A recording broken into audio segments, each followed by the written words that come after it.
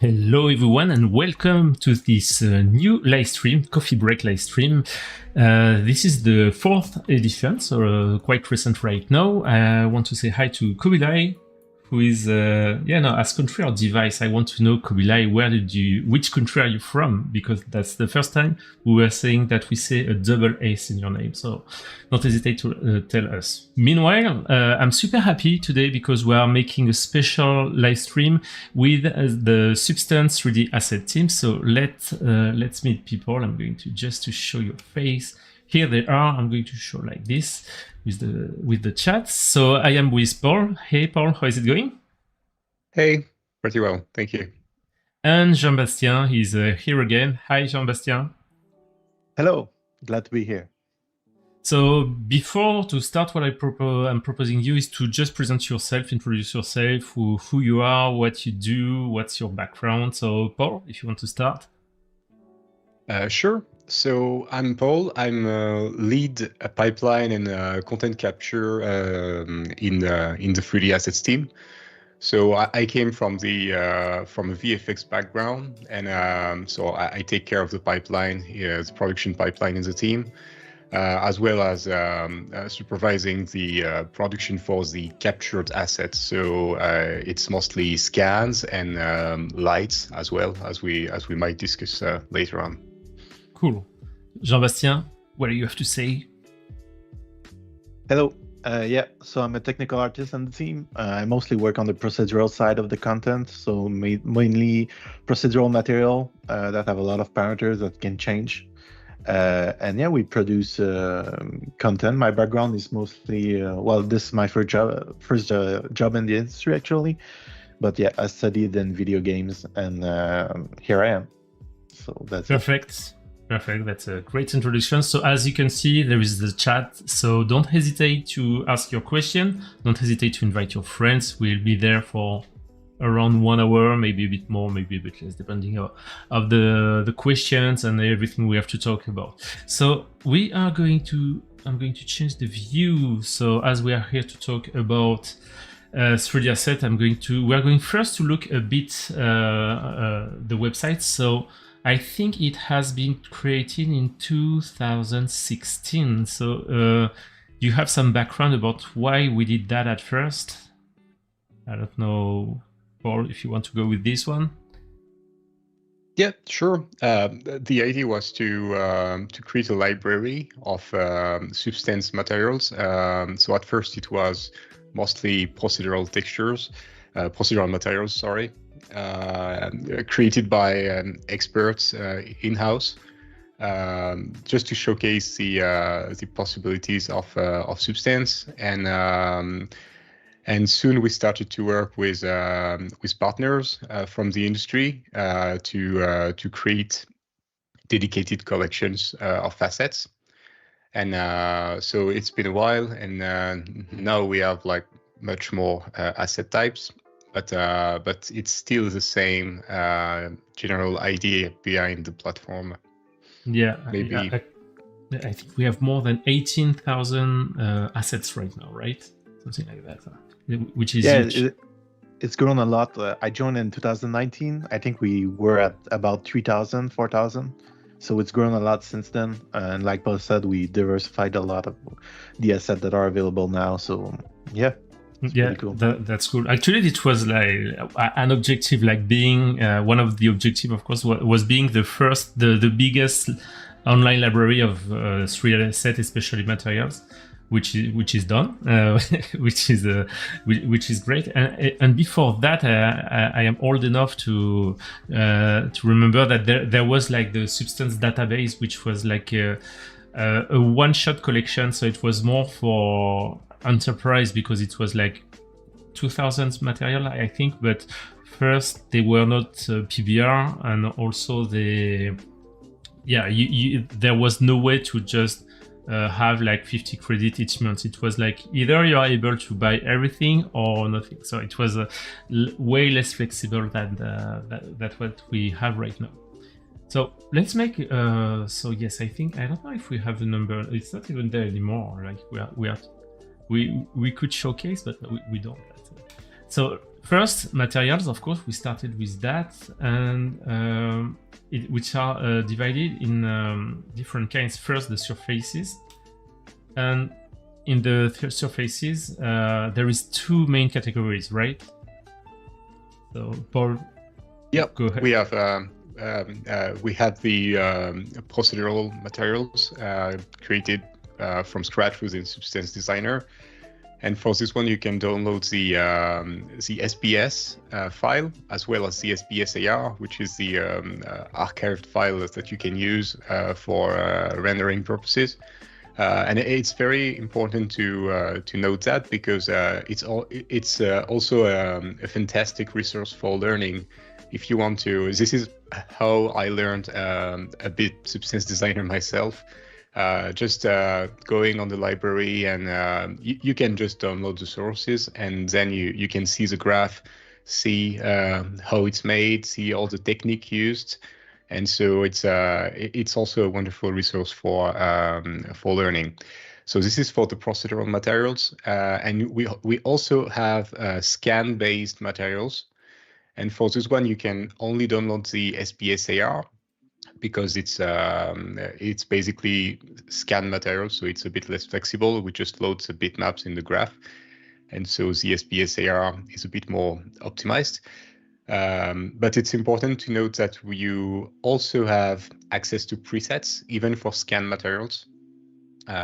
So it's very interesting as well, and this is something that a lot of people I know in the industry don't really know. So even for the scans, you have parametric controls on the materials, so you can adjust them for your needs. Yeah. So yeah, that's it. That's for a good surfaces. point. That's super important. As we said last time, like, it's a bit a catchy word, but we like to say that, like, the materials really adapt to your project, and it's not the contrary. And it's especially for scans, because by default a scan is perfect visually, but it's static, and the fact that you guys are adding a layer of procedural on top of that, that's really adds a lot of flexibility to it. And yes, of course, there is the procedurals. Yeah, exactly, and especially when you take into account that even though we have scan-based and procedural-based, they can be used together, and because of the process that Paul mentioned, that these can have parameters, you can really mix them up together and get good result visually that can a bit get the best of both worlds, both a procedural and scan-based result. Yeah. We'll talk. We may talk a bit more about the scan process. I think Paul is quite involved in this. So no pressure, Paul, but we should talk about that later on. So, and yes, as you said, for the scan, there is just the SBS AR, because it's just scan textures and the same recipe to treat them. So it's more interesting for procedural, of course. As you said, it's a real good way to learn, first to learn the visual techniques, but also because there is huge constraints on performance. So if you want your graph to be beautiful and performant, that's a really nice tool to open the SBS AR, which are here. So in the materials, there is, like, as we say, all the surfaces, which are the materials we are used to see in general. We also have an atlases. So how it's done and how is it used? About atlases, it's a bit the same thing as the surfaces. We have some procedural atlases, and for this one you have access to the SBS as well. But most of them are scan based. It's not exactly the same scanning technique we use here. It's most of them are photometric stereo scans. So it's a technique that is more adapted if you want to capture small details on the surface. But yeah, you can download both. I think some of the food were created procedurally, like the pasta on the top. And you can use them as Jean-Bastien just said. It's a wonderful way to add stuff on top of an existing material. And so using atlases, you can enhance a scan, for example, or a procedural material, just a scattering thing on top. It can be done as a texture process in a software like Substance 3D sampler, for example, or you can also use any DCC to generate 3D geometry from them and scatter them in the scene. It's a quite common practice in VFX, for example. Yeah, we made some specific filter, I think, for sampler just to handle these atlases and being able to spread them on. Just a question, do you eat the food once you have scanned it, or is it too late? It depends on the process. For some very complex thing, we have to scan them using two passes. And so we do a first pass for the color and a second pass for the geometry, and we spray it. So in this case, you can't eat it after, but sometimes it's an option. Yes.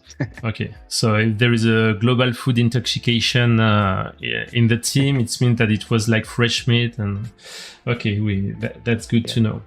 Also, maybe just a last thing about the scans. Just we might go a bit more into details later, but we do some scans internally for sure, but we also work with partners because we have stuff coming from all over the world. So it's we don't we can't travel that much to scan everything. So we work with partners that just take care of the capturing process, and then they send us the data set for processing. So for a lot of atlases like that, we also work with partners. Awesome, that's great. And there is like a lot.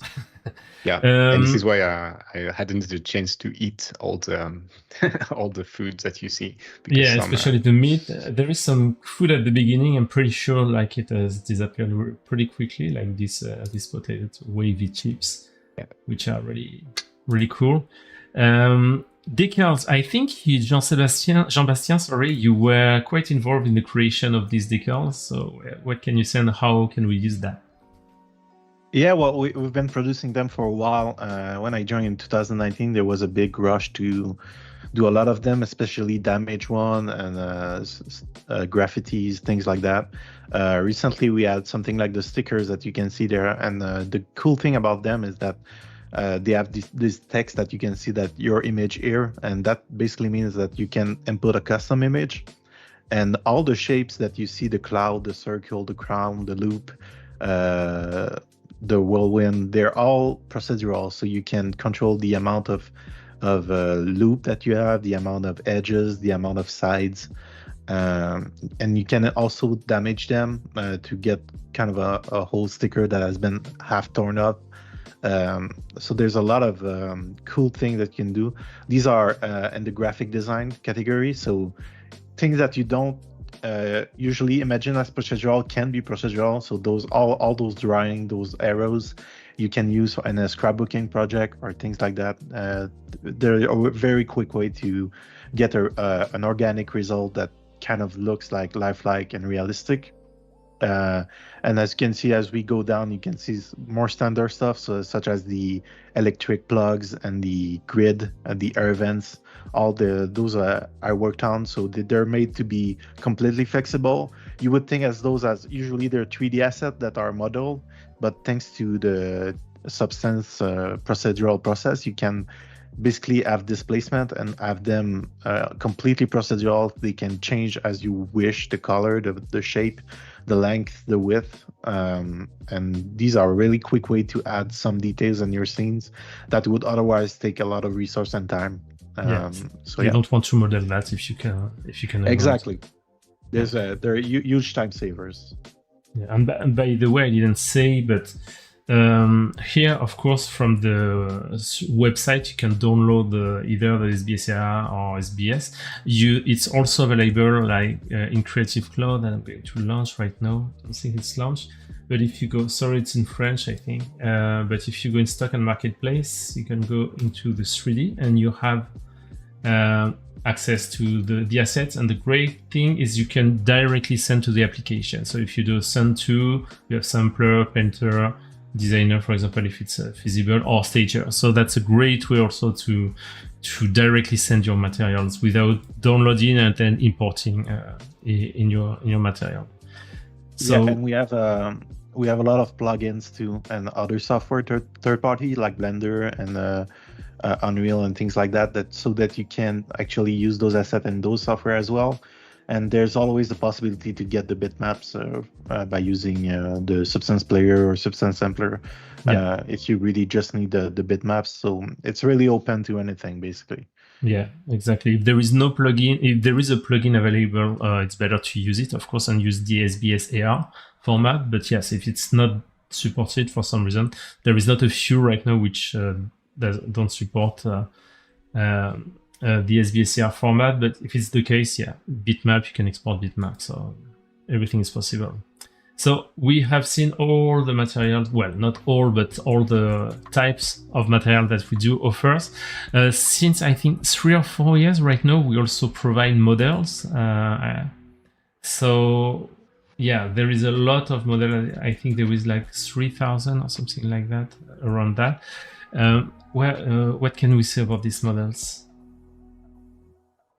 At the moment, the models we have on the platform, it's mostly kit bashing stuff. So it's untextured models that you can use for kit bashing purposes. They are really designed for that. So you can, they are pretty generic with good quality modeling topology. They should be subdivision ready. And so you can just use them to quickly build something, to prototype stuff, or to populate your 3D scenes. And of course, you can also use the materials if you want to texture them. Yeah, and I think also that there is a huge there is to emphasize on the topology, meaning that they are game ready. You can really use it in a game. It's not like a hard, like a super raw topology. It's really optimized to work well. And also in Substance 3D Modeler, in case you use it, you can use it, as you said, to do some kit bashing and use it like just to stamp on your model. So they work super well. There is a question from Ponke, I don't know if I am saying it well, but about, I'm curious what kind of starting template you might have for assets that go into Substance 3D asset. Well, if you go at the beginning, all asset, I think there is, here you can see there is a free button.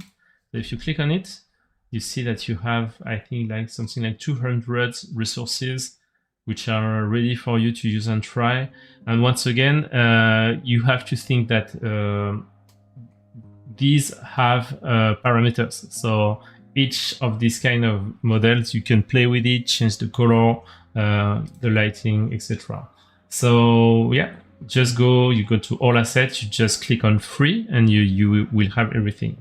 If I can add, I think by template, I don't know if you mean the template when you open Substance Designer. But what we use basically, you can, as Vincent said, you can download basically asset, and you can kind of see our process and those assets and how we work. The template, we always depend on what kind of output you need. So some food stuff will have subsurface scattering and stuff like that.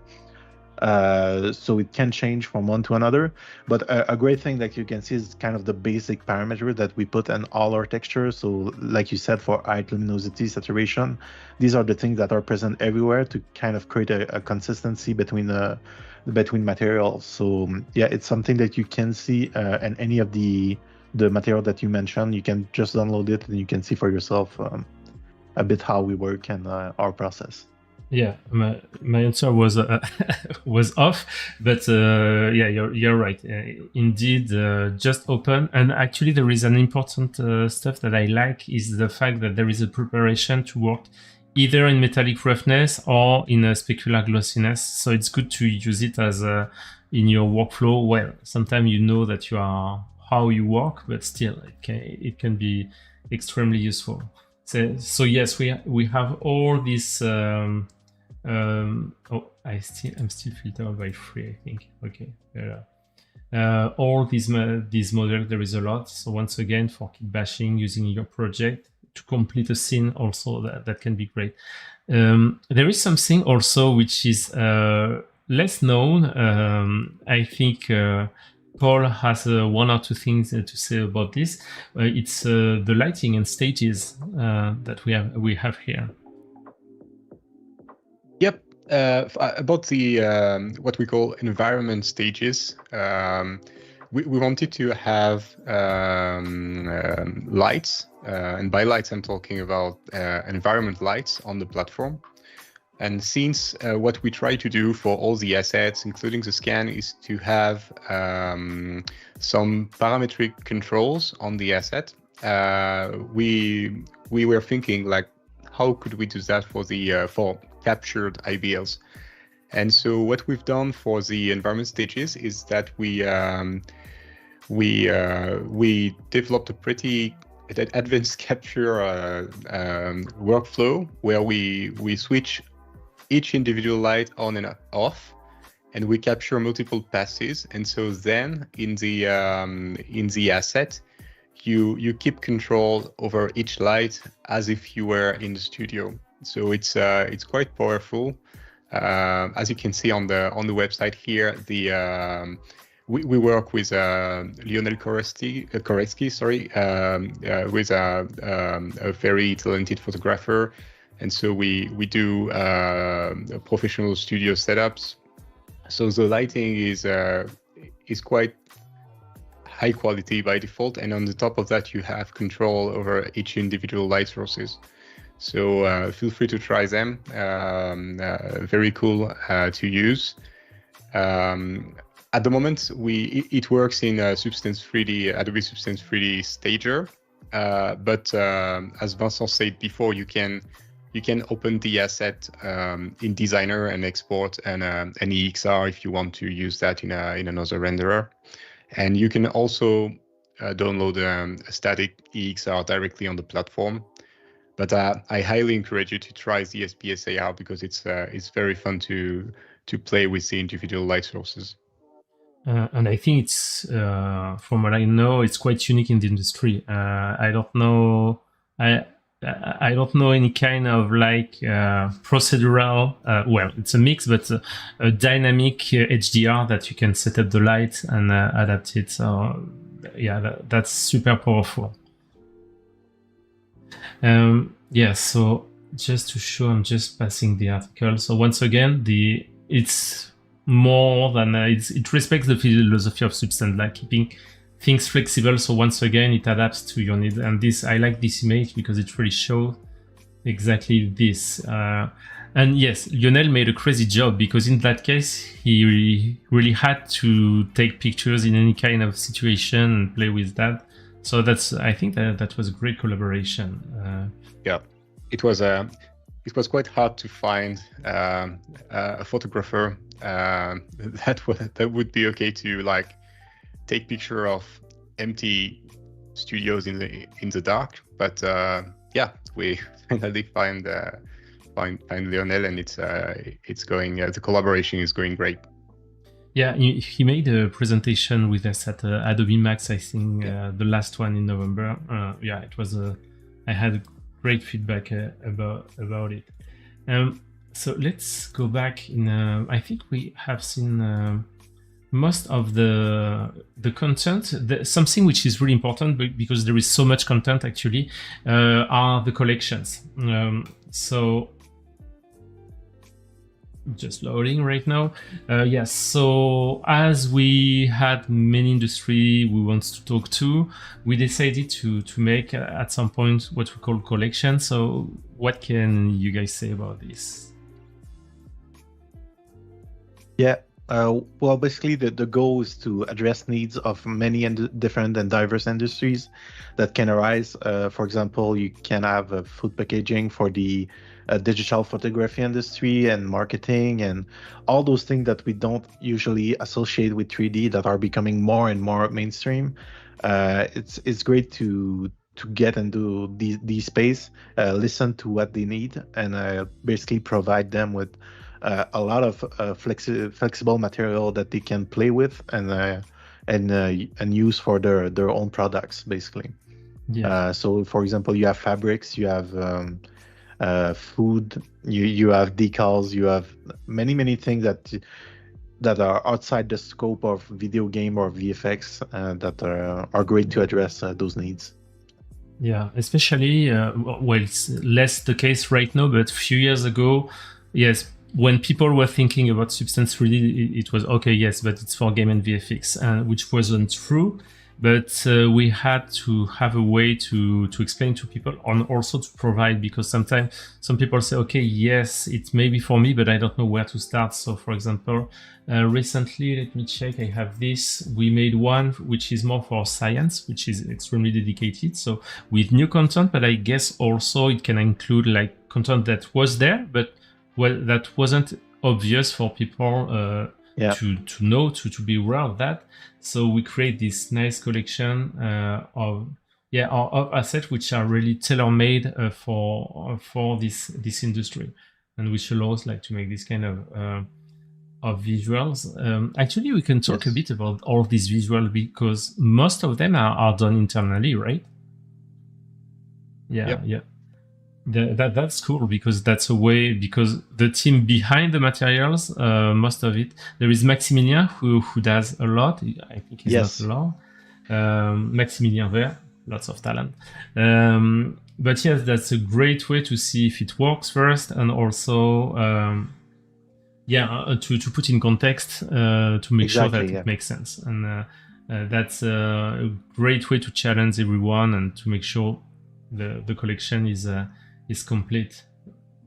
Yeah, as you showcased earlier on the platform, like most of the material are on Sphere, and that's what we used to see when we think of materials. Yeah. But when we communicate like that, it's a great way for us to put them in context and to basically show people how powerful they are. And I really like the example that you pick with the medical, because it's an industry that doesn't have a lot, that might not have a lot of 3D assets and material readily available, or if they do, they're really old and they're not modernized. So that we can provide that for them, and because of the flexibility of the parameters, the asset, the models, they can really get their specific needs that they need from our materials. So yeah. Yeah, and also we have some, in some cases, we also make some partnerships with, for example, in architecture. I think it was with Gensler, if I'm not wrong, where they know their need, and so we partner with them and say, okay, let's gather in a collection all the kind of material that would be necessary in 95% of any situation. So this way, once again, sometimes when you discover substance, that's a great way to say, okay, I'm in architecture. Let's start with this, and it will cover most of your needs. And then you can tailor make more materials, for example. That's a great way. So in the collection, I picked some of them. So this one, the last one, which was nice and great visuals. That's the one I used, I think, for the presentation of this show. This one was made by the Pauline Boiteux. It was about underwear, and the quality, it was more to show the quality of the clothes and the difference in the materials. So yeah, Jean-Bastien, I think you want to say something about it. Yeah, well, having those kind of Pauline is incredibly talented, and she did those fabric, and having this kind of quality and precision on fabrics that are also procedural, it just get it to a whole other level, basically, because you can, especially for designers that design those clothes, you can imagine that they can really readily visualize whatever they want with those materials, pick the colors that they want, and it's always non-destructive process. So you can send the GIF there. I can change the size, the color, even the deformation of the O's without breaking anything. And if it doesn't work, I can just go back to default, or if I need more variation, I can just create more presets and keep a list of all the ones that I thought were interesting. So yeah, it's really great for those kind of industries. Yeah, and as Ole says in the chat, he say like accuracy on the microscopic scale, and this is true, and that's exactly what is important, because once again, depending on the industry, there is industry like games. You don't necessarily need this kind of precision because you won't see the asset from that close. But in that case, in fashion and in that specific case underwear, you want to have this kind of precision, and that's great to showcase that it's possible first, and that you can use it. It's already the first pass is done for you thanks to 3D asset, and this one is purely impressive. If I may add, you get the best of both worlds, right? Because you can have the 4K microscopic details that you want, but you can also dynamically change the resolution if you have some needs and video games for optimization.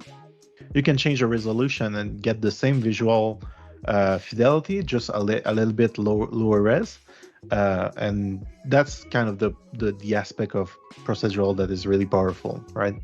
Yeah, we almost show everything, because right now there is the parameters to show that of course you can tweak it to your needs. So yeah, everything is here in this one.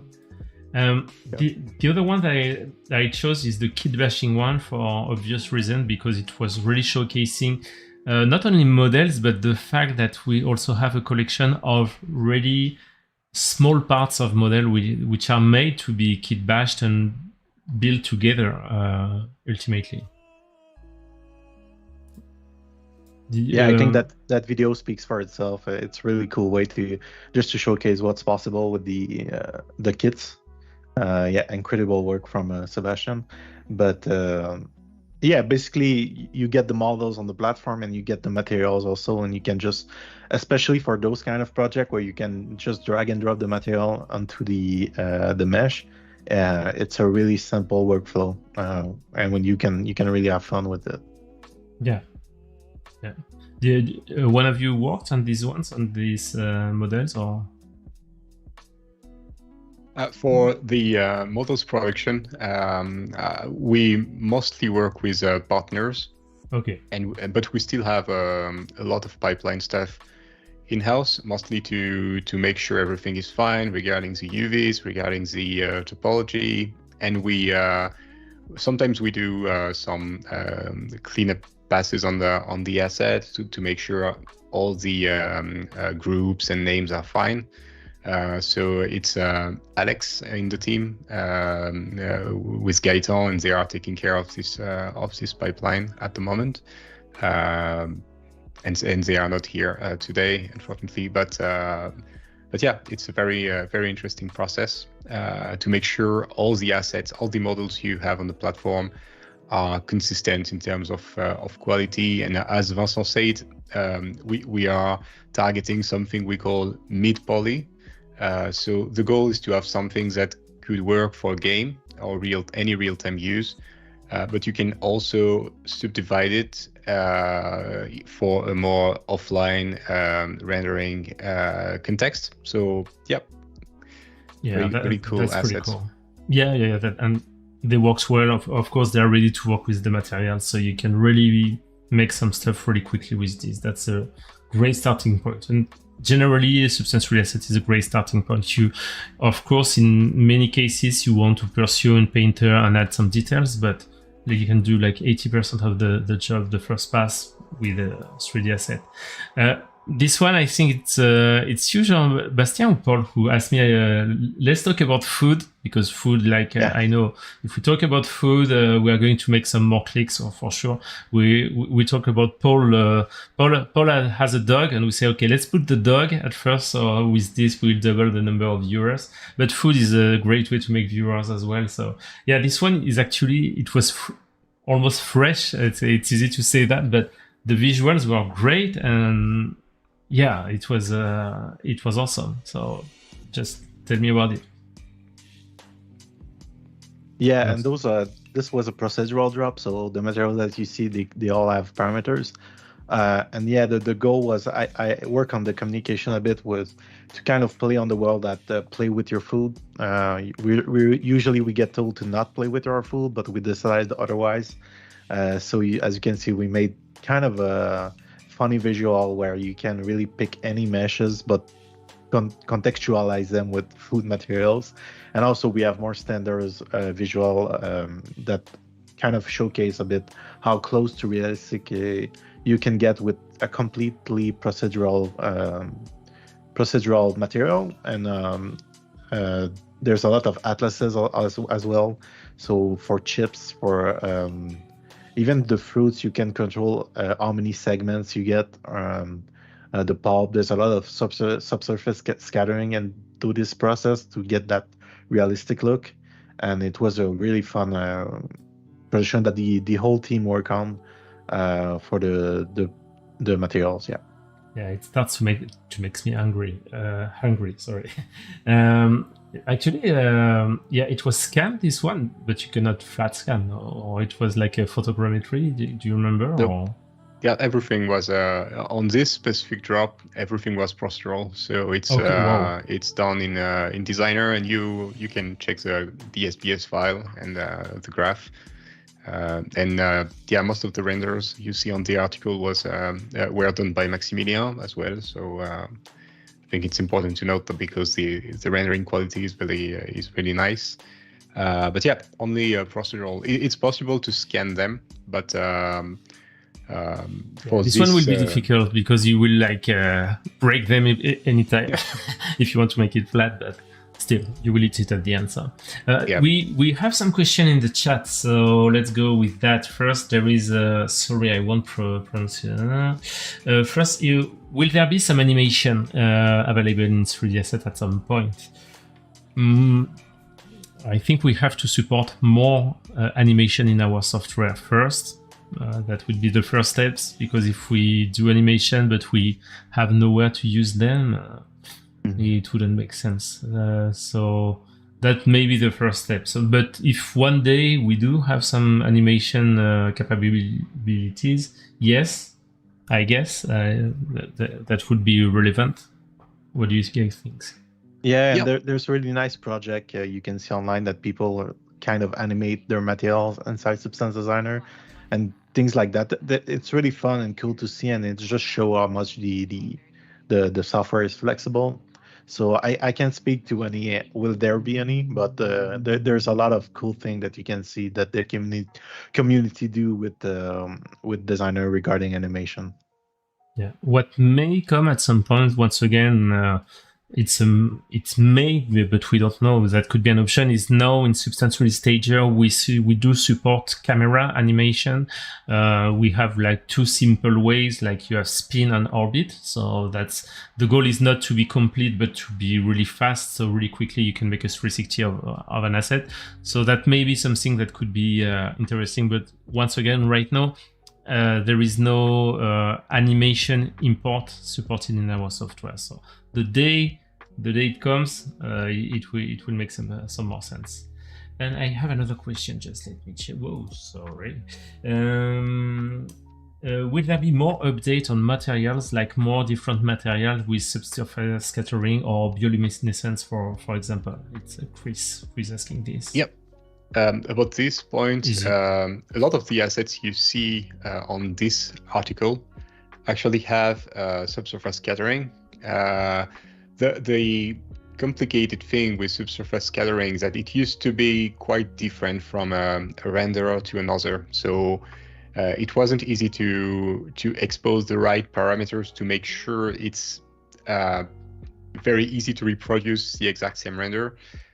So for most of these food assets, you have a scatter texture that is exposed in an output of the graph.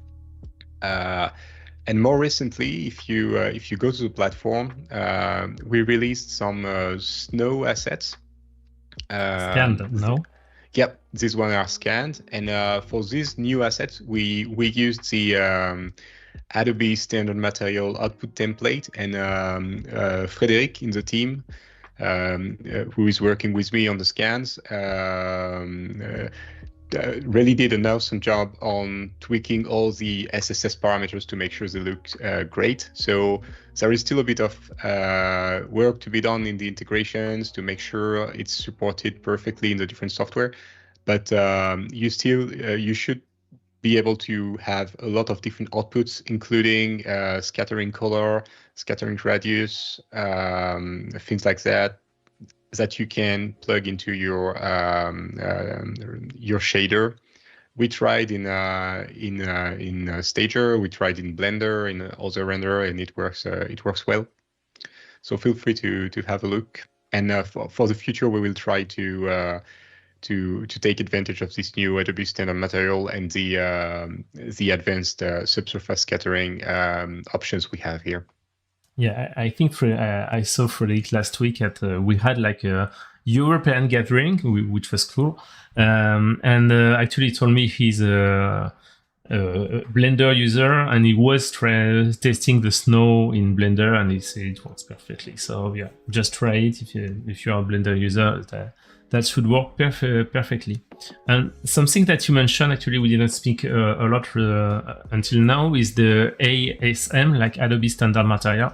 So sometimes people are asking, what is it? Is it a new standard or something like that? Not really. It's more a definition of how we treat physically based material, like in our case, metallic roughness in most of the cases, but that's not something new, that's just specification. So what it allows us is to maintain a consistency first within our products, but also to make sure that if we work with Autodesk, Blender, or whatever, they can have access also to this specification and make sure if they want to use a substance material, they will keep the consistency. So once again, no substance materials are, we can say, became like a standard in the industry, and we want to make sure that everywhere it's used, it looks the same, so you don't have any surprise at the end of your pipeline. So with this specification, it's available for everyone. Everyone can consult that and use it as a perfect starting point, let's say. Let me check Orley. In the chat, they say that they are hungry because of us right now. Here it's almost 7 p.m., so same thing. On that note, some tools to make animating with designer would be great. Okay, so that's a different topic. You have the dollar time variable. It's a beginning from that. You may be able to do some tools. Although it works. So I guess maybe it works out of the box with Stager. Yeah, Stager, I think that's something that will be improved. I'm super happy with the first implementation they do, because I made a tutorial about it, and in 2 minutes you can make an animation. That's super easy. Let's look at 2 other collections which were a bit different than what we do recently. So I'm going to start. So this one is from graphic design. We made a specific one. We showed some assets, but that was a really new approach for the 3D asset team, no? Jean-Bastien, if you want to go, I think your mic is okay. Yep. Sorry, I was muted. So basically for things like that, it's really cool that you can basically from scratch create basically a book cover with procedural assets. And we did a lot of kind of hand drawn and things like that, kind of assets that you can basically do charcoals path or specific drawings that can be really relevant. And that time it kind of goes back to the scrapbooking aspect that I talked earlier. It's really cool and versatile. It's just another example on how you can use the assets. Yeah. And by the way, since a bit more than a year and 2 years for illustrators, the substance format is supported in Photoshop and Illustrator. So this is something that could make a lot of sense also to Creative Cloud users who work in the graphic design industry, because they can take advantage of Painter, for example, but also they can mostly use most of these materials directly in their favorite tools. So that's a great way to introduce 2D artists to Substance. Sometimes they want to work with this, but they can be at first a bit afraid by the fact to learn a new software from scratch. So that's a great way. You can say, no, you don't have to. You can just take the material and start taking advantage of Substance 3D format in Photoshop and Illustrator. It should be expanded in more software in the future. No name, no no ETA, because we don't know. But of course, that's the idea, to make sure that anyone from the Adobe family can take advantage of the Substance format. And this one, was particularly cool. Also, there was like some abstract design. That's nice. Yeah, and for book covers like those, there's a PBR node, PBR render node inside Substance Designer, and what you can do is basically get 3D renders of your material directly into Substance, and you can use those renders that have all the lighting that you want as a book cover, like you just saw. So there's a lot of possibility in 3D, but also in 2D to really get what you need. Yeah. Nice. And finally, I wanted to show this one, because for a long time, Substance 3D had the good reputation to be photorealistic, but the bad reputation to be only photorealistic, which is not the case. So I think 2 or 3 years ago, we decided to make a project which was the Belle Island. So what can you say about this project? Yeah, so this was a great collaboration with the art director Pierre-Antoine Moello, where we basically got into his world, and we designed from scratch a concept that he did. So we did the 3D assets and also the materials. The thing that you said about stylized, I think there's a lot of, when people think of stylized, they think of hand drawn, and it's a very manual process. People think of sculpting directly, but I think we kind of proved with this drop in particular that you can get those really nice hand-drawn effect, but inside the procedural process with the Substance Designer. So once again, you get the best of both worlds, where you get this stylized cartoon look, but you keep all the advantage of the procedural, where it be the parameters that you can easily switch. So that this island that we made, it would be really easy to switch it into another season, like autumn, and so the leaf become reddish or yellow or golden, and it's all things that you can do with our parameters that you couldn't do otherwise easily. Yeah, so we have just seen the concept part, and now we are reaching what the Substance 3D asset team did. We had, like 2 days ago, Stéphane Fontaine, who was working specifically on this. Sadly, he's sick today, and I think he didn't want to see you, Jean-Bastien. So that's why he's not here. No, Sounds but like it, you know. yeah. So yeah, that the project was cool, and there was a video also which were made, and that's nice to see all the possibility. As Stéphane said, it was a great showcase to see that any kind of visual art direction is feasible with Substance, as long as you know the products. It was a great project. So there is Simon Lepay also worked a lot on this project, basically to integrate into the engine and all the placement of the assets and the texturing. It was a really great team project. Where we're really glad, and it's always nice to collaborate with other artists from outside to give us another perspective and give us some ideas. Yeah, I think it's in the article, right? But it was very interesting. For example, that Pierre-Antoine showed us his 2D techniques in Photoshop to add highlights and shade, and so the team tried to replicate this process, but in Designer, in Substance Designer, to be able to do it procedurally. And the exchange with Pierre-Antoine was really nice. And also it was at the same time we were working on this project, it was just after the introduction of the 3D assets on the platform. Okay. And so it was a nice way to do a first project that was mixing both 3D assets and materials to see how we can combine both in a final project. Because as you said with the collections, it's always nice to put things in context, just to see if it works and also to see if it makes sense for the assets.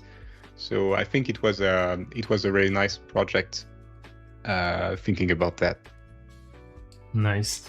Okay, just a question for I think we have seen lots of the concerns, so let's talk a bit about the team, about you both. Just a small question for you both.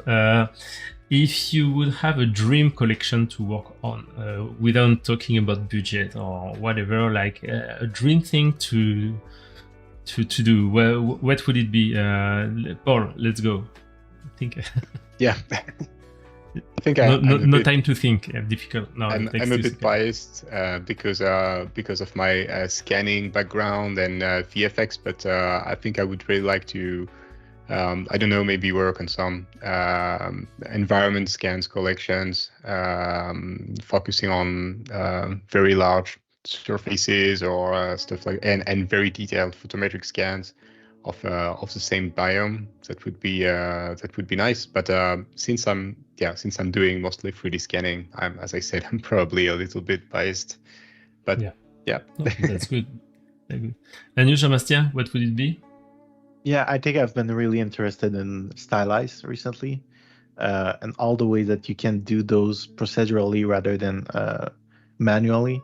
And I think there's a lot more possibility that we think right now. Like there's a lot of way to get a lot of different style adapted to the procedural workflow.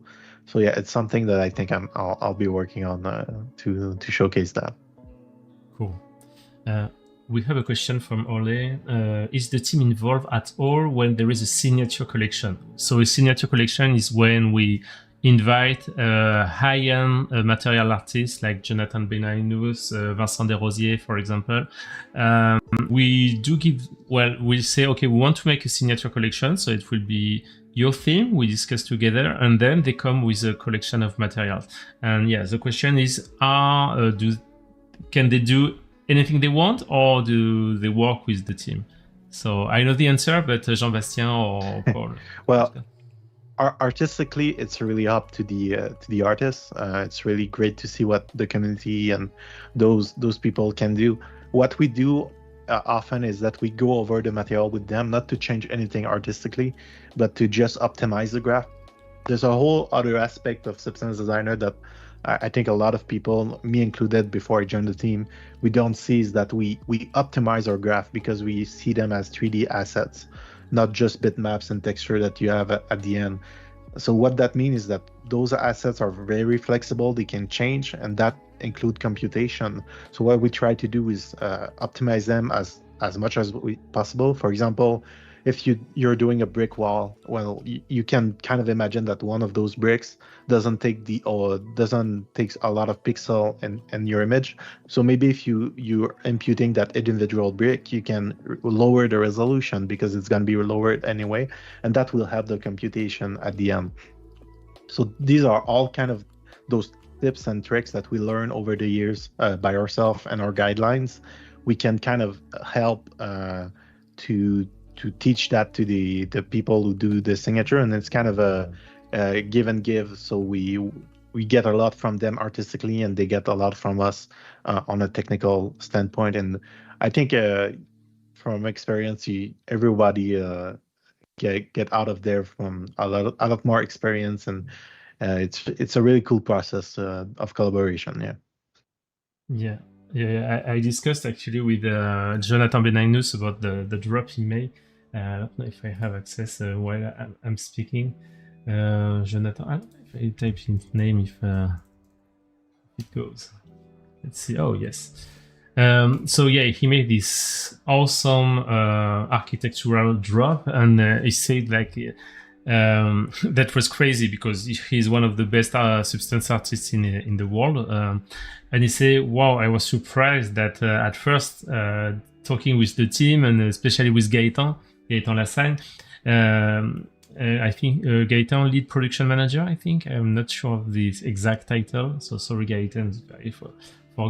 And he said that it was crazy that they say yes, its visual is good, but sorry, you have to forget this node, you have to do this way, etc. Because it has to work, as you said, as 3D asset, which will run on many machines, many workstations, not only pure high end. So it has to be fairly optimized. So that's a great lesson, even for these artists which are top of the world, which shows the level that there is in the Substance 3D team as well. And actually, that was the question I wanted to ask you also. Is Jean-Bastien, you almost answered already. Is you come to the Substance 3D asset team with different experiences. Jean-Bastien, it was right from the school. You, Paul, you were coming with a background in VFX, so with already professional experience. What was the thing which surprised you the most in the team, the way of working, or anything which is relevant? I can start, maybe, Jean-Bastien. Yeah, about my experience, I think it's really nice because in the team we have people from different backgrounds. We have people from games, from VFX, but other more from the fashion industry, design, and so it's really cool to work with all these different people. And it helps to have a lot of diversity in the assets and to take the right decisions. So it's I think it's really nice. And about my personal experience, as you said, before I worked as FX TD and supervisor, mostly in VFX, as well as doing some scanning stuff. And so when I joined the team, I wasn't substance designer expert at all, and actually, to be honest, I was a bit skeptical about proceduralism because for me, scanning was the best thing because you have exactly what you captured. But Fabric, as we discussed, you can scan your samples. It's a really nice option, but when you think twice about it. Taking the time to do it properly in Substance Designer, it's really a good option because when you scan a fabric, you can have a lot of distortions, a lot of artifacts that you don't want to see. You have to take care of the tiling. So yeah, I think procedural can be like super powerful in a lot of different industries. And I know by experience that sometimes it's not that well known in the VFX industries maybe and some other industries. So I think feel free to have a look at the assets on the platform and for example the fabrics, and you can see that it's not that complicated sometimes to reproduce something. And in a lot of cases, it's actually maybe a better option than scanning. And the awesome thing is that you can combine scans and procedural when you need it. So I think this is. I changed my mind a lot on this since I joined the team. And that's good. And there was. Is there actually a go-no-go between procedural and scanning in the way when you start a new project, for example, or is it okay? It's not if it's possible to scan in, we do it in scan, or on the contrary, if it's possible procedurally, we do it procedural. How do you pick the technique? It actually depends. I think that for most of the surfaces, for example, you can do both. You can do them procedurally or you can scan them. And what makes us pick one technique over the other is if you have, for example, something like a cliff, you can definitely do it procedurally. But if you want to capture like the exact look of a real cliff, it will take a lot of time to do it procedurally. So scanning might be a better option. On the opposite way, sometimes it's not possible to scan something, or it's very complicated. Or, as I said, for fabric, sometimes it's worth it to take the time to do it procedurally because you have much more control in the end. So we try to find the right balance between both, and to make sure we push interesting scans on the platform as well as interesting parametric materials. But I would say in a production, from a production point of view, it's mostly a matter of time versus quality and flexibility. You have to find the right balance here. Okay, cool. Yeah, if I can add, it's all fantastic to have both. So, for example, if you have a scan-based rock that you want to use in combination with a dirt that is procedural, well, maybe you don't need to change much on the rock because it's just a rock as it is scanning. It works well. But if you're doing an alien planet where the rocks are purple with the big edges, and you need a lot of flexibility and parameters to get to that result, but it's great to have a procedural rocks that can offer you that flexibility. So there's space for both, I think. They can work together, they can work separately, but at the end of the day, it's always good to have both on the platform, and that's what we aim to do basically. So where you will have a scan-based ground, we'll try to also offer a procedural based ground, and you can mix and match and pick whatever fits your need for your specific project. Cool. Yeah. Cool. Another, just a quick note as well is the asset size, because for some use cases like offline rendering, you don't care that much. But an interesting aspect with procedural materials is they are very lightweight. So if you need to lower the size at some point and to use the assets at runtime, maybe procedural assets will be better, because the scans, it's few hundred megabytes per asset, because we basically capture the bitmaps for the height map, the color, and so it can take a bit of disk space. So this is also something to in a production, from a production point of view, this is something to keep in mind. Cool. And getting back to your our first question, Jean-Sébastien, something that surprised you half answered already, but I will add another question on top of that. If there was something that you would say to your teacher that he was wrong about Substance, that you say, after this you shouldn't teach it this way, so that's your time to get vengeance if he or she makes you work a lot.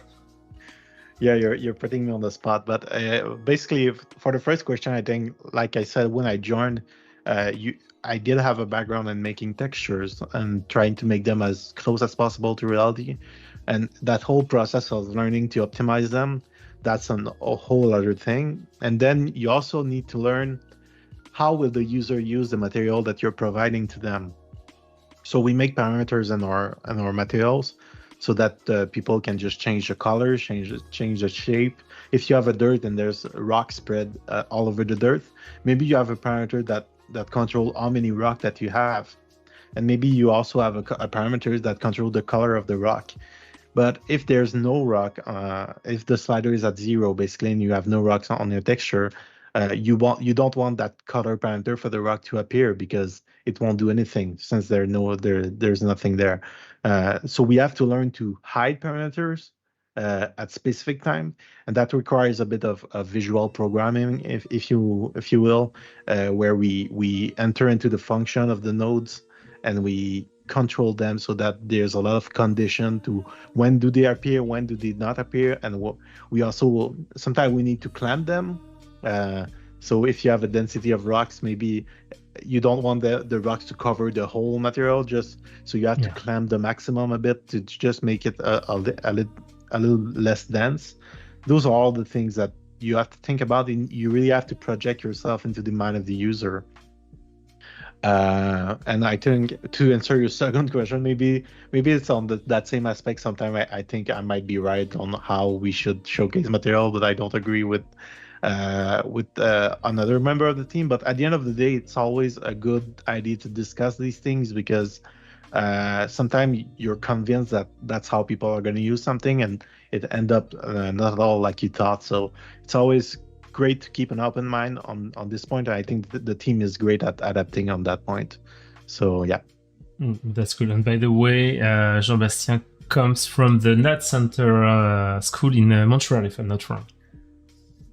Yeah, exactly. I graduated in 2019. Yeah, so almost 4 years. Yeah, one of the most prestigious, if not the most prestigious, of Montreal.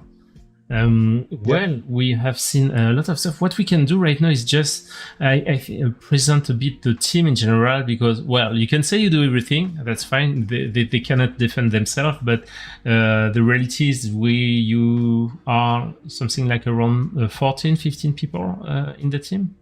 So, okay, can you explain a bit the structure? How is it organized internally? Yeah, sure. We have different people in the team. We have. Do you want me to quote the name, or just say you can quote them if you will forget one or two people who will hate them, so that's perfect. Yeah, this is not an easy task. Yeah. Yeah, but we have Nicolas Polak, who is a director of the assets team. And so we also have the scan team composed of Frédéric, as I said before, and myself. So we take care mostly of the scans process, the photogrammetry process. Then we also have Damien Bousseau, who is leading the procedural production in the team, and Gaëtan, as you said. I'm not sure I need to present Gaëtan again, because basically when there was only one people in the assets team, it was Gaëtan. So he's a bit the Legolas of the successfully asset team. So Gaëtan is supervising all the productions. He also works with Alex, who is mostly working on the models, as I was saying before. And then we have the core tech art team working mostly on the parametric assets. So Jean-Bastien, maybe if you want to finish and talk about so other people in your team. Yeah, sure. So we have Damien, like you said. Damien is at the head of the production team, and which myself, there's Stéphane Fontaine that you saw Tuesday, and we also have Simon Lepay, who worked on Bell Island that we showcased earlier, and a lot of basically all the other article that you saw. It's a collaborative process where all the team work on the materials. We also have Ludovic Pietro, who joined us recently. And we have, on the QA side, we have Anthony Benier, who basically is a lifesaver, who whenever we do materials, he goes over them and makes sure that we didn't forget anything. We also have Mario Marchive, who work on the web design, maybe not the design, but the web side of the platform. Maximilien Ver, of course, is another artist on the team who work on the visual, but also work a lot on all the visual that you see here. It's often on his side of thing, and he also work a lot on production of assets. We also have Nicolas Wehrmann, who helps us a lot with nodes, specific nodes, and he has a really deep knowledge of the software itself and the functionality of each of the nodes, and whenever we get lost and we need something specific, he's always there. And we have Anaïs Lamedia, who basically is a CMF artist. she picks the material that we worked on. She gave us a lot of ref and specs. She also she's a color designer, so whenever we do materials, we tend to do them like realistic gray, brown, and blue. And she comes over and she basically, hey, you could use these colors, and she guides us a lot to what is currently trending and what is, especially like in the fashion industry where I know nothing, but I do a lot of material for them. I'm able to do a material based on a ref, but often Anaïs will come and show me what kind of colors and what kind of design works the best for this kind of materials. And I think that's it.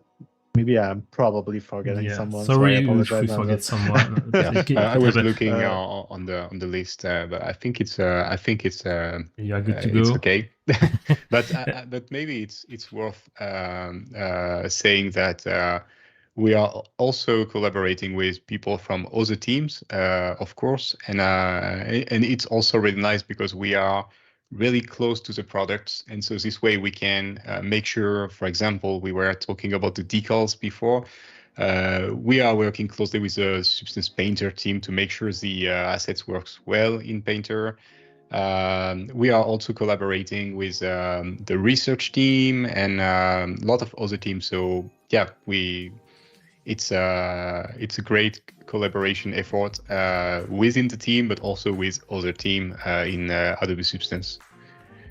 Cool. And you made me a perfect transition to talk quickly about the Substance 3D Painter, because you were involved in the latest release, because what we did, actually I'm going to filter by materials, but we just refresh all the base material, most of the base materials that are by default in the shelf. Don't worry, if you loved the old one, they are still available in a community asset, but for some reason we wanted to refresh it for different reasons. So Jean-Bastien, maybe you can talk about this a bit. Yeah, well, this is actually, sorry, this the asset which is here right now, I think you took the one it's made purely from 3D asset by you, no? Exactly, yeah. I picked a water bottle that is available on the platform, and I basically used the new default material to texture it and give it a bit of life and grunge and user. And it's really, so basically the idea was to adapt the default material library to what we presently have on the platform. So to get materials to the same level of quality and flexibility and parametric options. Those are the material that were there before. Some of them were great, but they were a bit showing their age, I think, in terms of flexibility. So now there's a lot more option. There's a lot more control on the user side, and we kept the spirits of those are basic materials that we're using. They're really simple, basic, that you can mix and match, color yourself. There's also a lot of new tools, such as the stitching tools that you can use to get even more life into it. Yeah, and basically just to show you, yeah, exactly, and just to show you that those material, maybe they have a more simple geometry, but you can really go far with both displacement and 3D curves and all those things. So yeah, basically it's just the goal is to give a lot of option to the user, and that drop features both stylized and realistics material. We have fabrics, we have ground, all the basics things that you can think of, metals, wood. The wood material in particular has been reworked, and you have now a lot of option of different wood. It's a lot more natural in the grain that it is, and it's so yeah, really a great refresh of the library. Like you said, you can always use the old one if you need them for some reason or old project or something. But the new one, I think, are gonna bring a lot more option to the software. Yeah, and as we introduced the path, 3D path, which allows you to move like this. We also introduced some tools to work with it. By default, all the tools, all the materials can work, but we made some specific one, like this one, which is made by Guillaume Meyer, which allows you to make some stitches. Actually, Guillaume now is in the evangelism team, but was at first from the 3D asset team. Another one made by Gaetan is the welding tool. So it will be a bit weird here, but that still works. Allows you to make some welding, so super cool for industrial design, for example. And there is also the zipper one, which is quite cool as well. This one, zipper tape, once again, allows you maybe. I won't increase the resolution just to make sure, like my workstation with the live stream, I don't have any problem.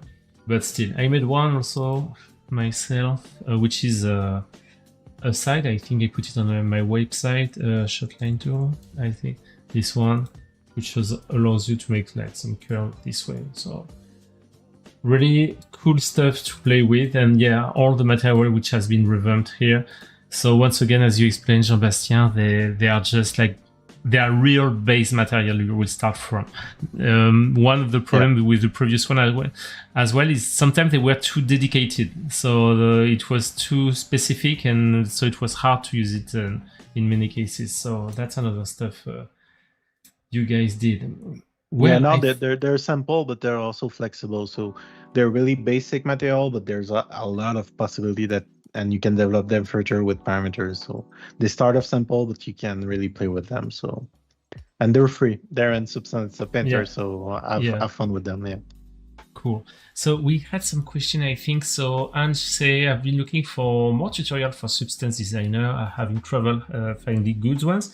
First of all, you have like a learning place, like if you don't, I think substance3d.adobe.com/learn, if I'm not wrong. But if you look like Substance 3D Learn in Google, you will have it. You can stay on this channel as well. I'm publishing tutorials sometimes, so just subscribe. And Ole, do you have any favorite assets that you have been involved in? Something that you are really proud of? So the foods for sure. I think it was really fun. The Bell Island drop was also really great, just to work with an outside director and to, like Paul said earlier, like you can really make a bridge between what the 2D concept that he makes and the 3D process that we use. It was a great one, and it's always, we have a lot of artistic liberty. Like we're gonna pitch a specific drop or material, but we have a lot of freedom to choose what we want to work on. So it's always it's a bit of the best of both worlds, because we get direction, but we also can take it and kind of do what we want with it. So it's a great place to work at. Awesome. And you, Paul? Oh, you are mute. Sorry. I would say the snow materials we recently pushed on the platform, because it was it was something that we wanted to, the subsurface scattering thing was something we wanted to address for quite a while, and so it was nice to finally see some assets with advanced subsurface scattering settings here. And as I said before, Frederic has done an amazing job on working on the templates in Designer to make sure we correctly set all the subsurface scattering parameters, as well as doing some filters to do a bit of post processing on the snow. So yeah, I think they are quite nice, and I would say the snow assets. Where was it made? Because you cannot make that in a studio, I guess. No, maybe part of it, but no, it was captured on location.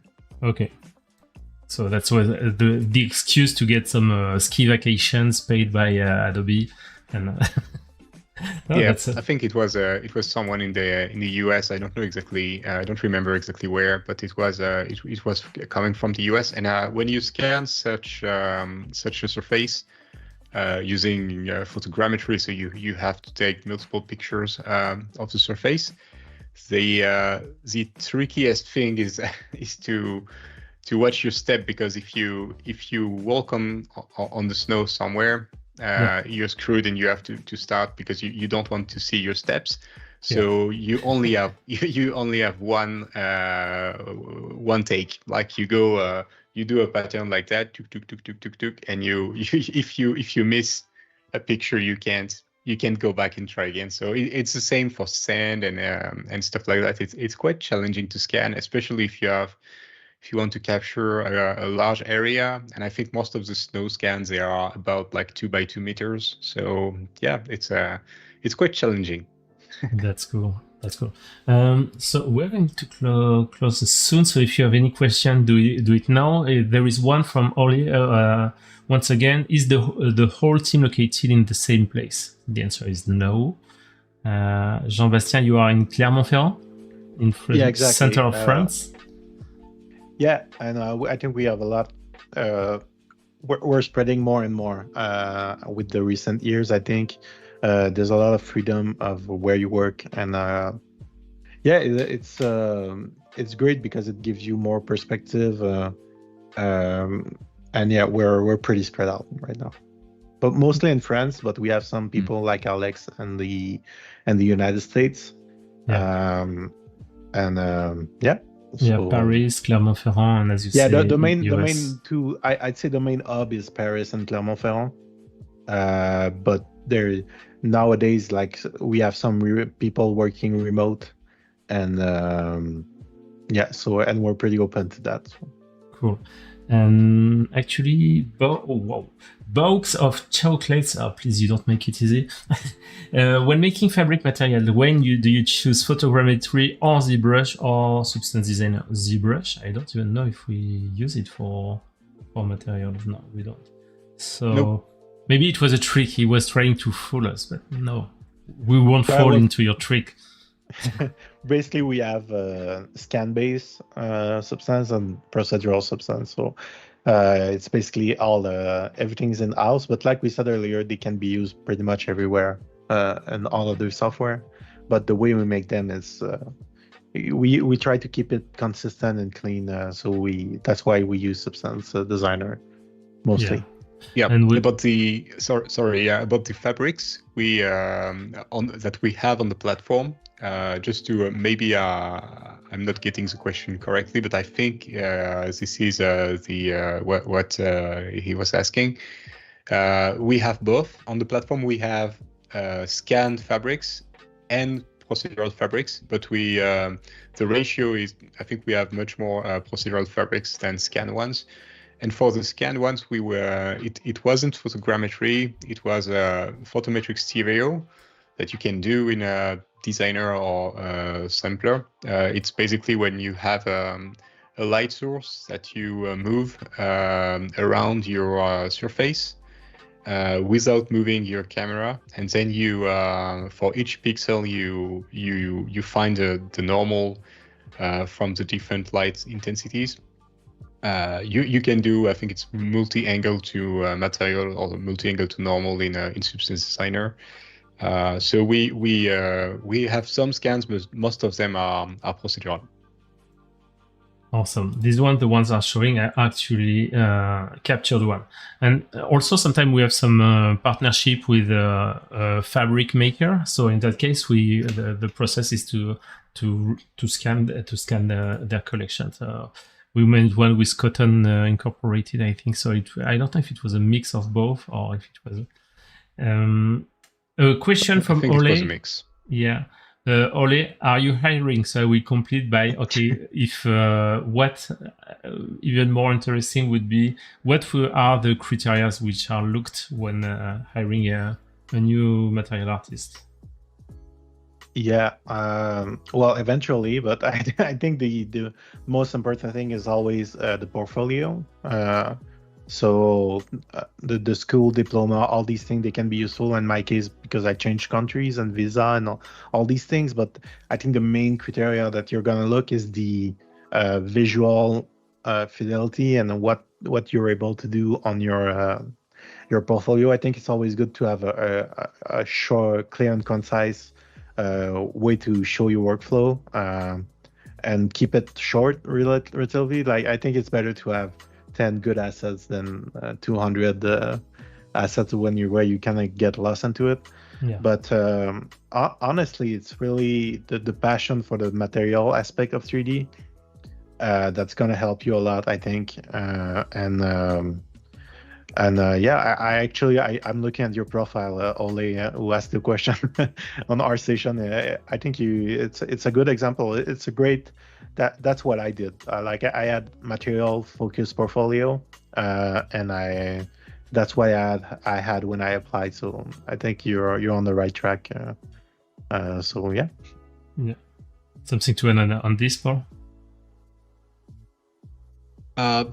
Yeah, I would say it's no. I can for sure. I can add something. I would say it's important to be a nice team player in general, and this is also valid for any job in the games or VFX industry. Is that you need to work with a team. You need to make sure you communicate with other people, and if you are having issues on a specific material, you need to talk about that with the others to find solutions. And it's really nice it's really important to be nice and to communicate with others and to not stay alone on something.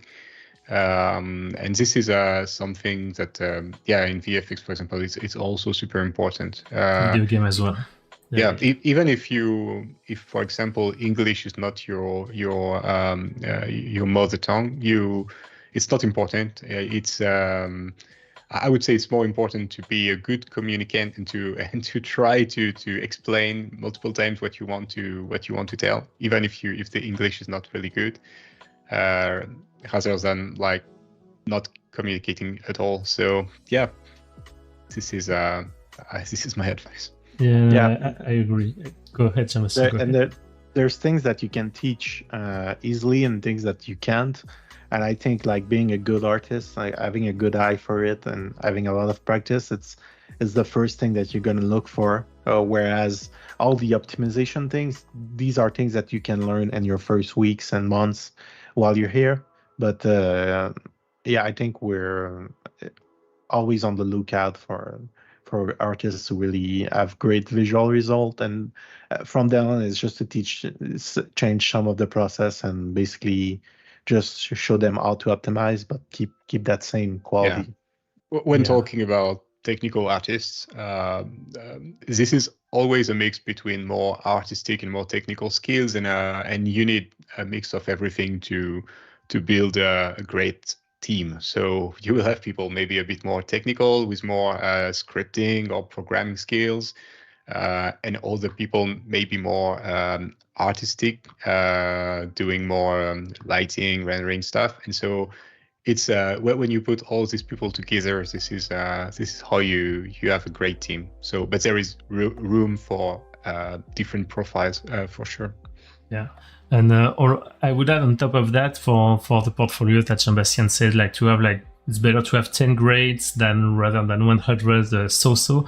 It's also important to not stop at the material making and making sure that you are displaying it well, like to make a great render in context, etc. That you are able to showcase your material and make it look great. Because sometimes we see so much good materials, but with a bad lighting or in bad condition, or just put in a sphere, but without any love, and that's just sad because someone who won't take the time to look at the details will miss the spot. And yeah, for Paul, what he said, you have to be a great team player.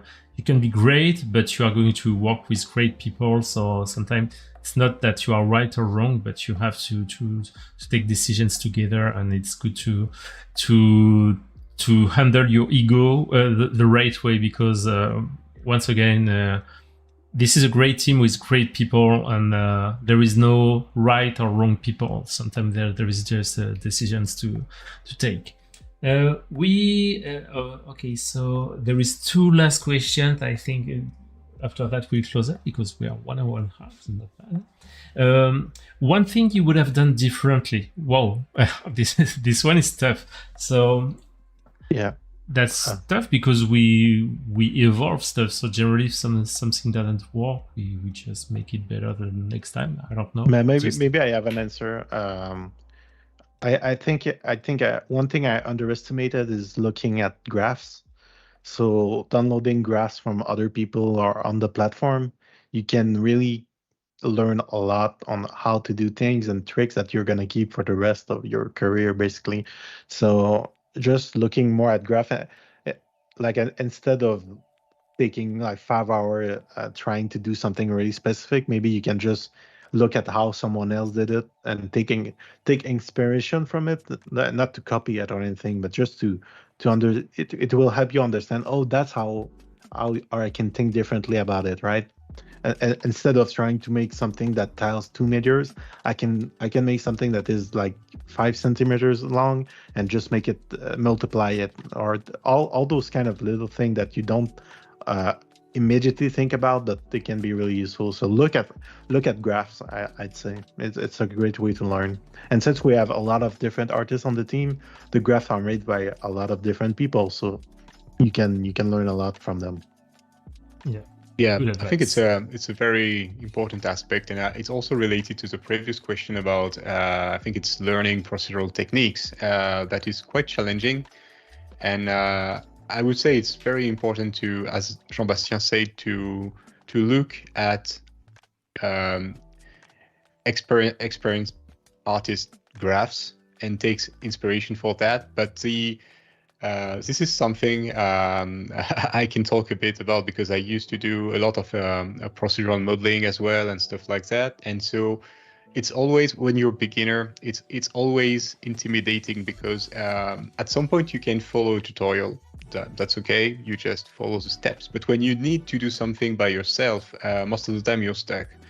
And a nice way to go over this is to just look at a lot of files and try to do something by yourself.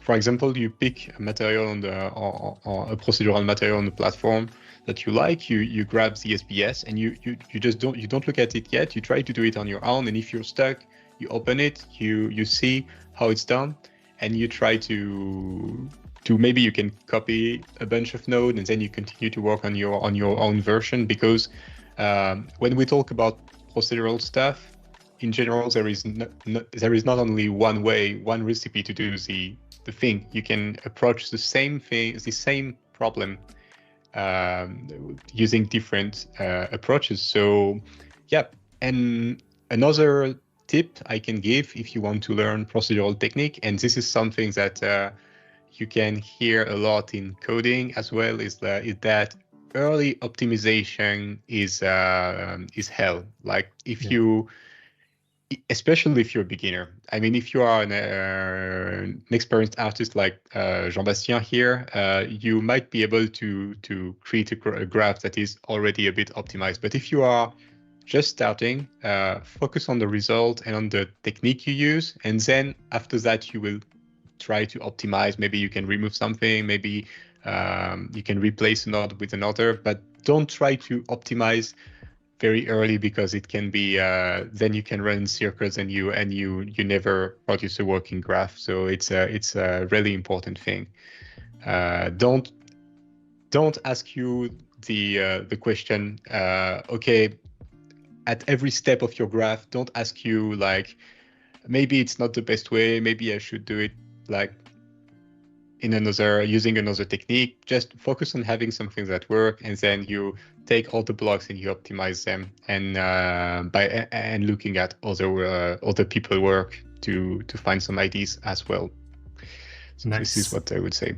Nice advice. I would add on that also, we do have a great community in general, so it's good if you post your work in ArtStation, on Discord, just asking feedback, of course, and reading the constructive feedback is fairly useful, because you will have like a bunch of artists that will say, okay, the scale is a bit off, maybe this, that, and that's a great way to to to improve. Honestly, it helped me a lot at first. And Ole, who is helping us managing our Discord, says join us on Discord. So Ole, if you want to share the link in the chat, I hope you can. If not, just tell me and I will share it. But yeah, just getting feedback from the community is always good, and also you giving feedback to others when you start to be a bit better, intermediate. Helping the community will help you to improve yourself, because it will force you to analyze the work and find what works, what doesn't. So that's a great way. Teaching to people is a great way to learn yourself. Last question, maybe the funny one. Could you give a bad advice on making materials? Don't use our products. That's the first one. Basically, the opposite of everything we just said, Paul and I. Just rewind what we said and do the opposite, and that's a bad advice. Don't listen to people. Exactly. Yeah, I don't know, shitty advice. Exactly the opposite of what we say. Also, I don't know, do you have one, Paul? Really bad advice you want to give to the community? No, I think I would say the same as Jean-Bastien. Maybe don't. Paul is too pure. Paul is too pure. His soul is pure, so he cannot even phrase a bad advice. That's it. No, I would say just avoid scanning like transparent materials. Maybe it's not, does not work. Yeah, I would give one actually something not to do online. We have seen that sometimes is to take a tutorial from someone making a materials and say, hey, I just made a material. Just mention, okay, based on Jean-Bastien tutorials, I made this material. This is really badly seen by the community because it's really easy to follow step by step and get a wonderful material. Yeah, honestly, even if you mention that I wouldn't advise having that on your portfolio. Yeah. Even if you mention that it's based on the tutorial, it's just, I saw it a lot with Daniel Tiger's material, because he sells the tutorial and he also sells the SBS, so you can really just have literally the same graph. And I would just advise, this goes back to the portfolio, how you showcase your work. This is one of those things you don't want to have. And when we say you want to have 10 assets that you're proud of, you shouldn't have one that is based on a tutorial, right? It's just I don't think it's a good look. It's not a good look that you think that it's good look. Also, so just be careful about that. It's great to do tutorials, just you don't really need to. You can post them on your social maybe, but maybe not on the portfolio. On itself. forum, social, but not on portfolio, exactly. Well, 1 hour 40, we were chatting a lot. We were 4 like this Tuesday, and we chat less than that, but that was cool. Let me change the view so we see our face. Oh no, this is just mine. Okay, this one will be better. Okay, like this. Okay, so Paul, thanks a lot. I hope, I don't know if you have a final word to say before to end. No, thanks a lot for the invitation, Vincent, and thanks to everyone in the chat. It was nice. I could answer more technical question on the scan side as needed, but I think it was nice. All the questions about like learning and procedural stuff. It's very interesting. So yeah, thanks a lot. Thanks, Jean-Bastien. Yeah, thanks for joining. It's always great to discuss these things and to exchange with the community. And yeah, I got a good look at your guys' work, some of the portfolios. So while we were chatting, I kind of went and Googled your portfolio, and you guys do great works, and it's cool to see what you do. And thanks for joining us. Cool. And yeah, it's true that we didn't talk that much about scanning, so maybe it will be a good occasion one time to make another live stream where we get into the details of what we can share.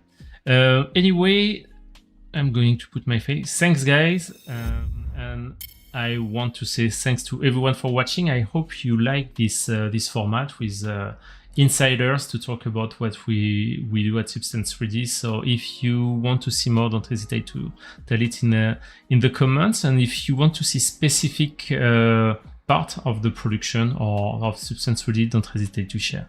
Once again, thanks again, and we see each other in next chat, the next live stream. Bye bye.